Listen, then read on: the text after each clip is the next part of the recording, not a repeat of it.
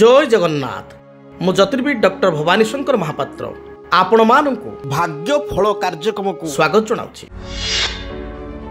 आमे आज आलोचना करिबा जे व्यक्ति विशेष अनेक समय देखा दिए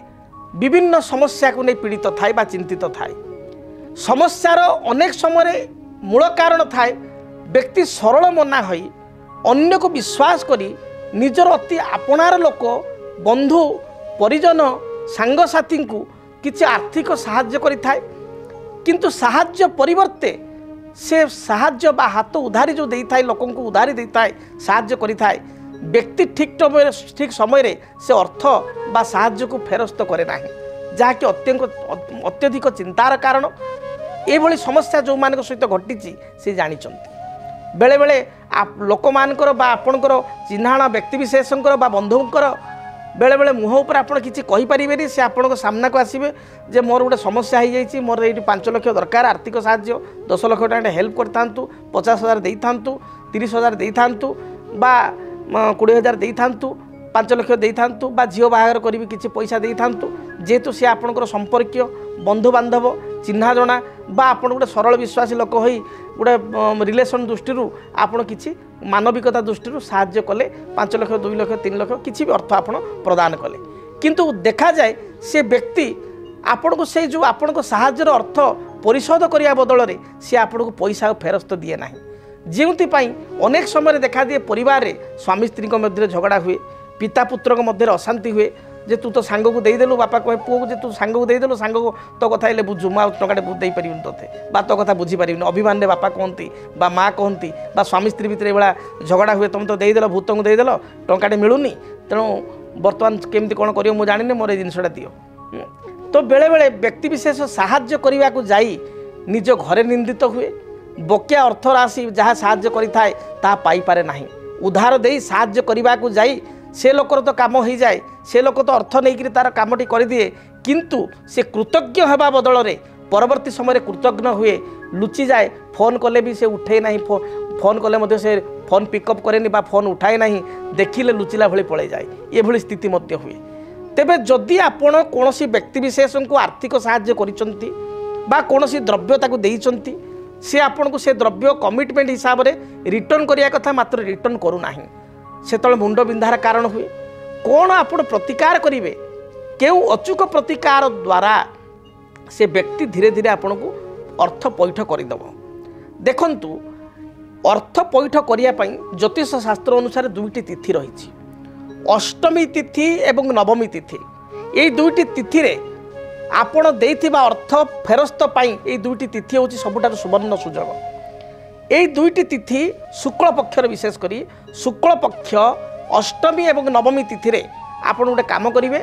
गौरी शंकर अर्थात माँ गौरी बा सती एवं शिवंकर आपण ब्राह्मण को डाकी किसी पूजा करेंगे एवं पूजा स्थल रे आपण समस्त देवादेव को देवती को किसी आहुति देवे, किसी हवन करेंगे बा आहुति देवे एवं आहुति रे सुनिश्चित भाव में माँ गौरी एवं शिव को प्रार्थना करी अंबिका बा शिव को प्रार्थना करी हे माँ अंबिका हे माँ गौरी हे प्रभु भोलानाथ मु आपण को भली भोला अवस्था बा सरल अवस्था मु साहाय्य करिछि किंतु अर्थ फेरस्त पाऊ नाही, दयाकोरी अमुक लोक जो मोर अर्थ नहीं से अर्थ मत भल भल दे दो। यह चिंता करी श्वेत तिल तिल 2 प्रकार, गोटे हूँ कला राशि आ गोटे हूँ धला राशि। श्वेत तिल आपण से यज्ञ बा हवन रे आपण से गोत्र ना कही से गौरी शंकर पाइका आपण आहुति देवे, देखिए सुनिश्चित भाव में ये प्रक्रिया द्वारा आपणकर बकिया अर्थ राशि फेरस्त मिल ये कार्य को आप निश्चय करेंगे। यह सहित आपण आउ एक प्रतिकार करें कौन सी मंगलवार दिन आपण गोटे भोजपत्र ने से भोजपत्र आप ने भोजपत्र मार्केट पूजा दुकान में मिले कदली पत्र भाया टी पतला और लंबा पत्र बहुत आहरी पतला कदली पत्र ठू भोजपत्र आ भोजपत्र रे लाल साही रे बा लाल काली रे किंबा रक्त चंदन घरिकी रक्त चंदन ये आपण कौन करेंगे डालिंब काठी साहाय्य जो आपणकर निजर नाम निजर गोत्र आपण ना आपण गोत्र आपण बापा ना गोटे साइड लिखिए एवं जो लोक अर्थ आपण नहीं तार गोत्र यदि जानी भल कथा, जदि गोत्र ଜାଣିଛନ୍ତି ଗୋତ୍ର ଲେଖିବେ, ଗୋତ୍ର ଜାଣିନାହାନ୍ତି କେବଳ ତା ନାଁଟି ଲେଖିବେ ଏବଂ ତାକୁ ଟିକେ ଶୁଖିଯିବା ପରେ ସାହିଟି ବା ଆପଣଙ୍କର ଡାଳିମ୍ବ କାଠି ସାହାଯ୍ୟରେ ଯେଉଁ ଆପଣ ଲେଖିଥିବେ ରକ୍ତଚନ୍ଦନଟି ଶୁଖିଯିବା ପରେ ଆପଣ ଅଶ୍ୱସ୍ଥ ବୃକ୍ଷ ମୂଳକୁ ଯାଇ ଗୋଟିଏ ଗାତ କରି ସେଇ ଭୋଜପତ୍ରଟିକୁ ଗାତରେ ପୋତିଦେବେ, ମାଟି ଭଲ ଭାବରେ ଆପଣଙ୍କର ମିଶାଇ ଦେବେ ଏବଂ ସେଇ ବଟ ଆପଣଙ୍କର ଯେଉଁ ଅଶ୍ୱସ୍ଥ ବୃକ୍ଷ ମୂଳରେ ଆପଣ ପିପଳ ଗଛ ବା ଅଶ୍ୱସ୍ଥ ବୃକ୍ଷ ମୂଳରେ ଶନି ମହାରାଜକୁ ପ୍ରାର୍ଥନା କରିବେ, ହେ ପ୍ରଭୁ ଆପଣ କର୍ମକାରକ, ମୁଁ ଧର୍ମକୁ ସାକ୍ଷୀ କରି ବିଶ୍ୱାସ କରି ଅର୍ଥ ଦେଇଥିଲି, ସେ ଲୋକ ଯେମିତି ମୋତେ ଅର୍ଥ ଦେଇଦେଉ। ଏହା ଚିନ୍ତା କରି ଏକମୁହାଁ ହୋଇ ଆପଣ ଘରକୁ ଆସିବେ, ପଛକୁ ଅନେଇବେ ନାହିଁ। ଦେଖିବେ ସୁନିଶ୍ଚିତ ଭାବରେ ସେ ବ୍ୟକ୍ତି ଯେଉଁ ଅର୍ଥ ଦେଇଥିବ 21 ଦିନରୁ ଆପଣଙ୍କର 40 ଦିନ ମଧ୍ୟରେ ସେ ନିଶ୍ଚୟ ଆପଣଙ୍କୁ ଅର୍ଥ ଦେଇଦେବ। ଯଦି ଆପଣଙ୍କ ପ୍ରକୃତର ପ୍ରାପ୍ତି ଯୋଗ ଥିବ ବା ଆପଣ ପ୍ରକୃତରେ ଦେଇଥିବେ ବା ତାକୁ କିଛି ଆପଣ କଟୁ କଥା କହିନଥିବେ, ଭଲରେ ଅର୍ଥ ମାଗୁଛନ୍ତି ମାତ୍ର ସେ ଦେଉନାହିଁ, ନିଶ୍ଚିତ ଭାବରେ ସେ ଆପଣଙ୍କୁ ବକେୟା ଅର୍ଥ ଫେରସ୍ତ କରିଦେବ। ଏହା ଏକ ଅଚୁକ ଉପାୟ, ଏହି ଉପାୟକୁ କରନ୍ତୁ। ଏବଂ ଆଉ ଏକ ସାଧାରଣ ଉପାୟ କରନ୍ତୁ, ପ୍ରତ୍ୟେକ ଶନିବାର ଦିନ ଆପଣ ଭିକାରୀଙ୍କୁ ବା ବିକଳାଙ୍ଗ ବ୍ୟକ୍ତିଙ୍କୁ କିଛି ରେଜା କଏନ୍, ଆଜିକାଲି କଏନ୍ 5 ଟଙ୍କା ବି ଆସୁଛି, 20 ଟଙ୍କା କଏନ୍ ବି ଅଛି, 10 ଟଙ୍କା ବି କଏନ୍ ଅଛି, ତେଣୁ ଟିକେ ତା ମନ ସନ୍ତୋଷ ହେଲା ଭଳି 10 ଟଙ୍କିଆ ବା 20 ଟଙ୍କା କଏନ୍ ଜଣେ 2 ଜଣ 3 ଜଣ ଭିକାରୀଙ୍କୁ ଯେତିକି ଆପଣ ଶକ୍ତି ସାମର୍ଥ୍ୟ ଯେତେବେଳକୁ ଦେଇପାରିବେ ନିଶ୍ଚୟ 10 ଟଙ୍କିଆ 5 ଟଙ୍କିଆ ବା 20 ଟଙ୍କା କଏନ୍, ବିଶେଷ କରି ତାକୁ ଟିକେ ଖୁସି ଲାଗିଲା ଭଳିଆ 10 ଟଙ୍କା ବା 20 ଟଙ୍କା କଏନ୍ ତାକୁ ଆପଣ ଦାନ କରନ୍ତୁ। କ୍ରମାଗତ ଭାବରେ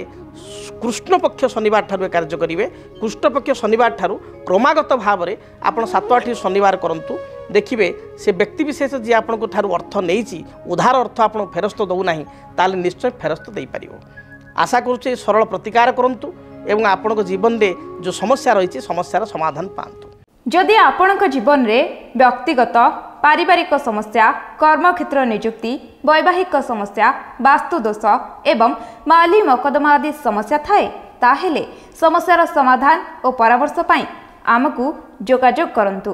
ଜ୍ୟୋତିର୍ବିଦ doctor Bhabani Shankar Mahapatra, Budheswari colony, plot number 26, Bhubaneswar. Phone number 9776833302 9439444924। आमर वेबसाइट www.srijagannathastro.com। DTV ओडिया देखिवा पई सब्सक्राइब करंतु एवं बेल आइकन को मध्य दबाई दियंतु।